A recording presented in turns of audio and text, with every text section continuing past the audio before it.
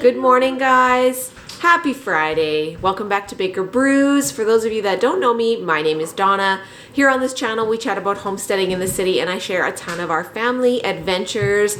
Today's random adventure is all about my fall routine. Right now I have a 3-month-old, I have a grade 1er, and I have a preschooler. So we are busy. We are a homeschooling family. So we do our homeschooling stuff in the morning, but it's Friday, and on Friday, I always get a clean house.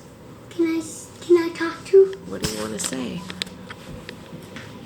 What do you want to say? Happy Friday in you guts. I said happy Friday in you guts. Oh, I heard what you said.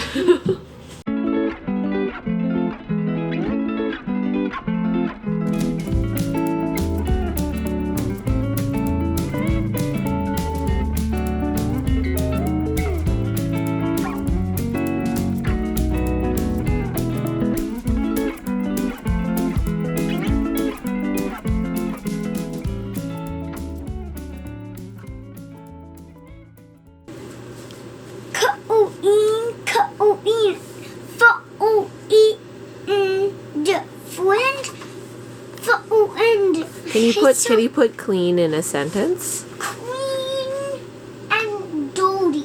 Clean and dirty. How about it's Friday, so we need to clean the house. Okay. Thank you for watching. Bye. Hey there, guys. So I'm just going to jump into sharing a little bit about our routines and then just some cleaning hacks that I have figured out along the way. I grew up where my mom's love language is acts of service. And so whenever her and my dad went out, us kids, I would always encourage us kids to all clean up. That was always the first thing we did as soon as they left the house to, show them that we loved them, was to clean up. And I mean, we weren't the best cleaners, but I knew how to do certain things. Like I learned how to clean the bathroom, to wipe it down with that Comet powder stuff, and then wipe it down with a sponge. And then I learned how to vacuum. So we would vacuum the house, we would scrub the bathrooms and sweep the kitchen floor, wipe the table. Those are things that I just like, those basic skills that you learn growing up, and they're the same skills that I want to teach my kids. Starting small. You got to start small. You got to take the time to teach them how to clean. It's not something that we just naturally pick up, how to clean up after ourselves, how to clean up a home around us and keep our space clean and tidy. And even now, I say I'm teaching my kids, I'm still teaching my kids how to clean up after themselves. It's not a one and done process. I'm sorry. I wish it was, but it's not. So, this is Lyric. I have learned how to clean up my toys. I have learned how to clean. I have learned how to sweep the floor. I have learned how to wash dishes. I have recently learned how to clean bathrooms. That's what I can clean. So this is my good morning feeling when the sink is empty. There were dishes in it from last night and from breakfast, but while the kids were doing some of their schoolwork and finishing up breakfast, I washed them. So it always feels nice when the sink is empty. I'm just going to say, it's like mommy's peace of mind right there. So this is my Minecraft stuff I made. It took like 3 days. One day I made one book, number 1. And then another day I made number 2 is only Andrew Dakin, and number 3 is just a mix of Minecraft stuff. Number 1 is saying all the different kinds of people in Minecraft. Okay. So yes, routine-wise, we wake up in the morning. I tend to sleep in a little bit, and the husband watches the kids for me until he heads off to work. Yeah. And then by that time, the baby's waking up and I got to give her first feeding and the boys are starting their lessons.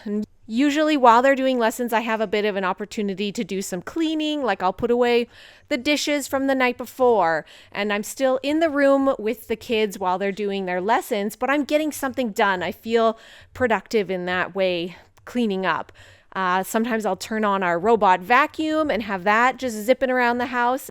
And that just feels so good. Something is getting cleaned and I'm not really lifting a finger, which is really nice. That robot vacuum has been really fun, a really fun way to get some extra cleaning done. I will tell you, it does not do a spotless job. At least he does not fall down the stairs. But I do have to go and do like a big vacuum around the house at least once a week.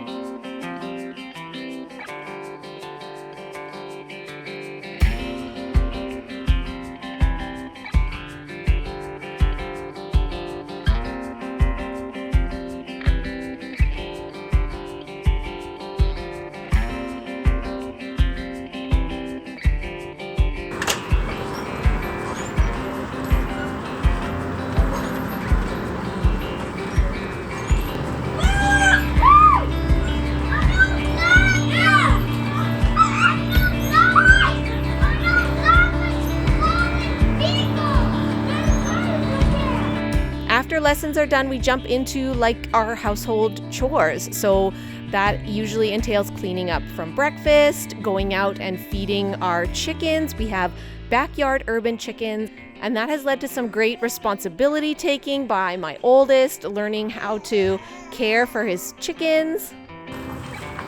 Oh, look at that one. He's so interested.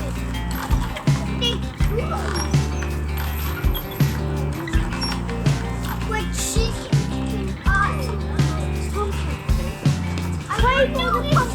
Mommy, I wonder if chickens can eat leaves. I wonder if chickens can eat leaves. Yes, chickens can eat leaves, but they probably won't. They like them for their nesting boxes. What about for the dog? They like the dirt that's got bugs in it. Plants? Plants, they like to eat the green ones. Yeah. Automatic one,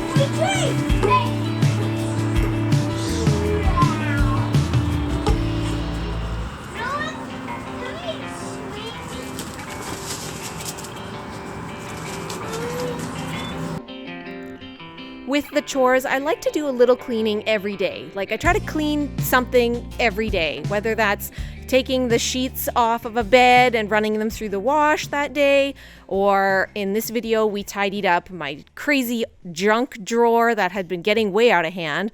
So just focusing on one spot. My oldest also was doing some crafts, and a bunch of craft stuff fell off the craft area. And I was like, okay, well, it's overflowing. I guess we need to clean this up now. And that just was a really great reminder that, some things are allowed to fall off the wayside, but when you notice them getting out of hand, just stop, take a few minutes and just tidy them up. Like it doesn't need to be a crazy huge overhaul on the house. It just takes a few minutes of work, maybe some group effort to just get a task done nice and quick. We do chant a lot like being on the family team, and being on the family team means tidying up after yourself. It means helping keep the house clean and tidy. We've been saying a lot about keeping the walking paths clear so that I don't step on things while I'm holding the baby and trip and fall. So that is, that's all part of being on the family team. You are part of this household. We don't have a house cleaner. Everybody chips in, and that's how we get our house clean, our house tidy, and our space welcoming for guests and all that jazz.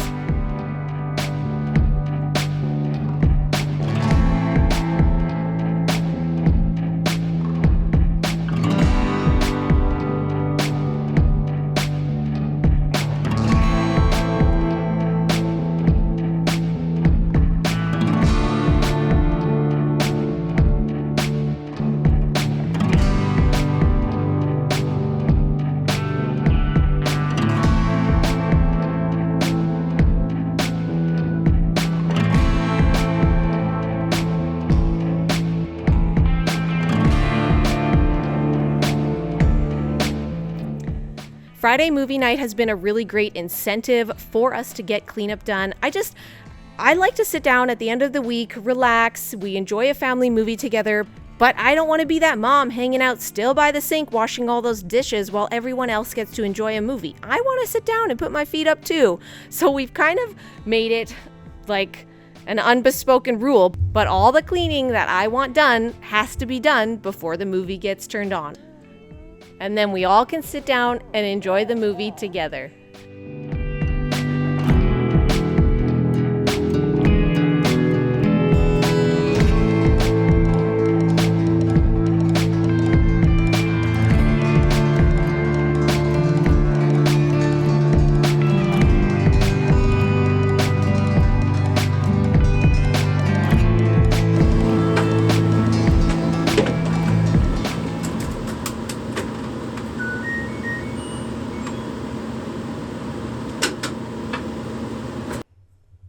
In this video, you'll also see me doing a boatload of laundry. There was a lot of laundry this day, but typically I try to do some laundry every day to lighten the load. Another reason I really like doing Friday cleanup is just because we end up hosting a lot of people on the weekends. So doing a big chunk of the cleanup on the Friday just really sets a really great tone for us to have, a really nice weekend, a relaxed weekend. I'm not rushing to clean the house before company arrives. I don't use any apps or trackers or like checklists or anything like that for cleaning. It's just too much extra thought and work for me at this point. I'm really just cleaning as I go. If I see something that needs cleaning, I'm going to clean it. But I love being inspired by some of the cleaning videos on YouTube. There are some really cool and great tips and tricks that you can use, and there's loads of ways to learn how to clean stuff. So I have found YouTube to be a plethora of inspiration. I was curious though, and I looked up the top cleaning apps of 2026, and they include ones called Toddy or Toady and Sweepy and Clutter Free. And I looked up just real quick what each of these top personal cleaning and decluttering apps is about. Toddy or Toady allows users to organize by room and task, creating a customized cleaning schedule based on need rather than fixed dates. Sweepy is a smart app that helps track which tasks are overdue and distributes chores among family members. I like that. I can see that being useful in the future. Distribution among family members.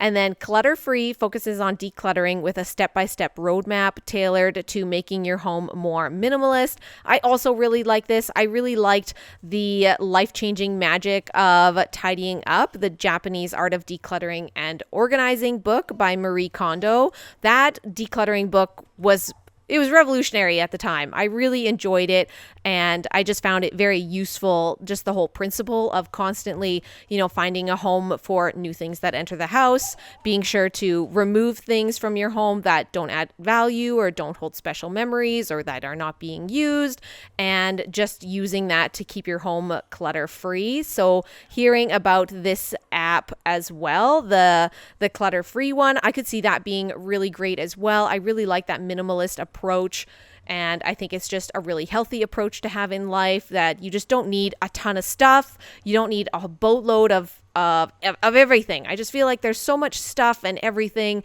Sometimes I really just need to do like a hardcore purge in life, which when we had this baby, I ended up accumulating so much stuff between clothes and toys and just baby stuff, baby land in general. And I get it. If you're in that land and you're using those things, I think it's great. If you're using it, it has a purpose, it's helping you through things, then it's awesome. It has its time and its place. But when we're done, this is our last baby, when we're done with that baby thing, I have no intention of hanging on to it. I'm going to get rid of it. I'm going to declutter it. I intend to find homes for just about all of the stuff that is baby orientated. I'm going to pass it along to other new moms or mom friends or family members that want to have kids. Like it needs to go somewhere else other than my home, because I don't want to hang on to it for months that turn into years and that sort of thing. Like there's a few things that I already have my heart set on that we are going to keep forever.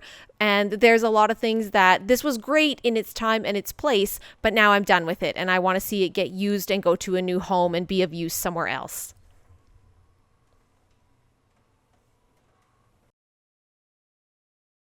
This is the planter that I moved inside here with my pepper plant, which you can see is here.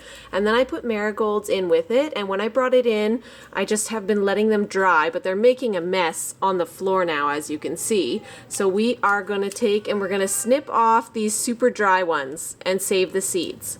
I got my little helper here to help me out with that job. So he's going to come over here and you're going to snip him off because I got to go get sister. Okay? Mommy, can I tell you something? What? It's kind of like that plant on, That's a chive plant. That's different. Yeah, that chive one is, yeah. Okay, look, the dry one, and then you snip it here, right there. Snip it there, and you got to hold this one with your other hand so that, there, snip. Good, and then put it in there. Good.